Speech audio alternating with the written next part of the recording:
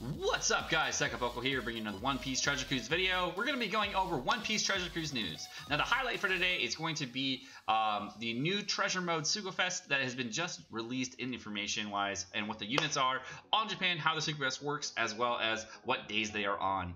So, before we start the video, we're going to go ahead and ask everybody to go ahead and hit the like button down below, as well as the subscribe button down below, just to make sure we can support the channel, make sure everybody gets lots of times to watch all the latest Sekapoko videos. And if you ever want to get notified, all you have to do is hit the little bell icon on the channel, so you get notified every time a video drops. Without further ado, let's get into the video. So, to start the video, we're going to say that there's going to be I think it's going to be a 3-day Sugofest, where we're going to be going, or actually not 3-day, 3-part Sugofest from the 10th through the 19th. So it's going to be a 9-day Sugofest, starting on the 10th of the month, going to the 19th of the month, which I think is the duration of the new adventure mode. I'm not 100% sure on that. It might be like the day before the adventure mode drops, might be the same time the adventure mode drops. We'll actually see around that time. Now, the new Akainu is a terrible captain, and the new squad is also a terrible captain. It looks like they are just going to be subunits, and both of them look like they're actually going to bring something really, really powerful to the event. Now, the new Akainu is 50 times attack to all characters in straight damage. To not all characters, to one character, and reduced barrier duration on all enemies by 1 turn. So he is the only character in the entire game besides Speed Jiru, the quick speed rare recruit Speed Jiru, that is going to reduce the barrier duration on all enemies by 1 turn, which is really cool. I don't know if Speed Jiru just does one character or if he does all characters, but he does remove the barriers by 1 turn. He's also going to reduce all damage taken over 3,000 significantly for 1 turn. So what this ability means to me is that there is going to be a massive death hit that you're going to take. And you're going to need some kind of damage reduction or damage nullification, or like Bartolome or something like that, to survive the hit that you're going to take from some unit as a death hit. And the character that you're going to attack is also going to have like maybe like a 99 turn one combo barrier, or maybe a 20 turn or a 20 hit combo barrier, or maybe a color barrier or something like that, some kind of barrier. Or maybe just like going to be just like Mihawk, and it's going to have just an HP barrier and something that's going to refresh every time, which would be really nice, and it would be definitely helpful. His sailor is going to treat Psi and Int Orbs as beneficial, which is pretty good. I mean, that's a good sailor ability. I don't know if there's going to be any limit break information on this guy. I don't think he's going to limit break, but as far as his stats go, he's going to max out at 1312 attack. He's going to you can't see it on the screen right now, but it's going to be a 14 turn cooldown max, and he's also going to be at 2600 HP. His artwork is kind of meh. Now, next character we got here is Squard. Squard is going to do 40 times character attack and dex damage to one enemy, and that will ignore damage negating abilities and barriers, and make it significantly easier to hit perfects for 1 turn. He's also going to add 0.5 to the chain multiplier for 1 turn. So, damage that goes through barriers, awesome. Significantly easier to hit perfects probably means that there's going to be some boss in here, or the final boss, that's going to make perfects harder to hit. And 0.5 to the chain multiplier is just a damage adder, so I don't think that's going to be an issue. There might be a chain multiplier limiter, or like something that like lowers the multiplier that you get, but I'm pretty sure that you're going to be fine. I think it's just a damage adder, so you'll actually use the character. He's also going to treat Psi and Int Orbs as beneficial. Now, the fact that they both treat Psi and Int Orbs as beneficial means to me that the character that we're going to fight is going to give you all Psi and Int Orbs, or all Int or all Psi Orbs, or a mixture of the two, which is kind of interesting. I don't know how I feel about that, but it is an ability that they're going to do, so that's interesting. Now, to go into the Sugofest. The Sugofest is going to be the first multi all gold, and only the last multi is a guaranteed gold. The first multi is all gold. After the first multi, only the last poser is going to be guaranteed multi from the second multi on.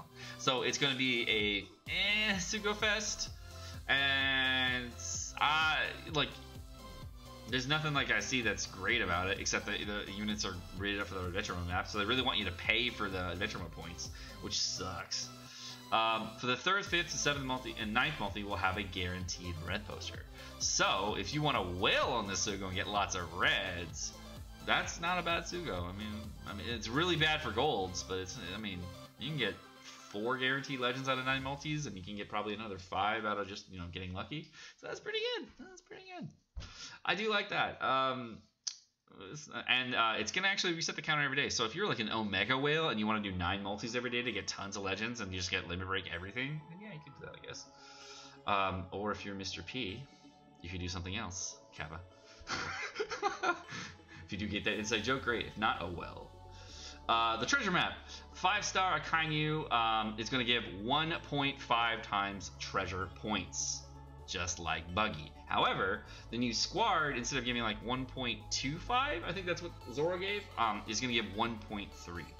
So, Akainu's the new Buggy, and Squard's the new Zoro. That's all you gotta know. You want both to get those juicy, juicy points.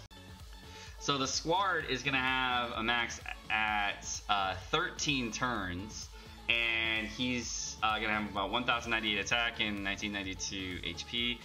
Kind of crappy, to be honest. That's kind of crappy. Like 1,100 attack is like super low nowadays. You can't do tons of damage with that. And they have to get to level 99 for like 1,100 attack, which I'm kind of disappointed with. They're obviously gonna give us those characters at max special, just like the last two, just so they can be used in the event better. So that's okay, I guess. But I don't know. Both of those characters are also gonna get 2.5 times to all stats, so they're gonna do tons of damage in the event, which is pretty cool. But the Akainu does have a lot more attack than the Buggy did, which is interesting as well. And they're also gonna have the Akainu's gonna have 10 cooldown reduction, so he's gonna start at 4 turns. Where the Squad's going to start at 9 turns. This I don't like. Or not 9 turns. No, 8 turns. This I don't like. But I guess if you have level 2 cooldown reduction and it's a preemptive, that goes you down to, what is that? It goes down to 6 and then 5. So I guess he's up for any 5-turn adventure, but whatever. I'm not 100% in love with that. I'm not 100% in love with that. So I think that's going to be all the information we have on the treasure mode map and that. Let's see if we can get more information. So we also have screenshots for all 3 days of the Sugofest. So it looks like on day 1, we're going to have, or not day 1, part 1 of the Sugofest. You can see the little treasure mode icon in there as well. They're going to give boosted units.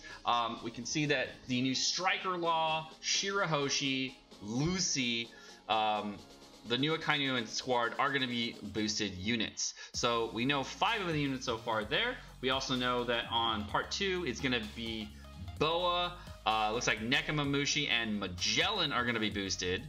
And those are the legends that we know. And then the last day is going to be the Germa, Lucci, and then looks like Reiju Germa. So it looks like just the Germa batch in general is going to be boosted. So those are the characters that we know. The new Quick Lucci, that's Quick Lucci. That is not Strength Lucci, if you were wondering.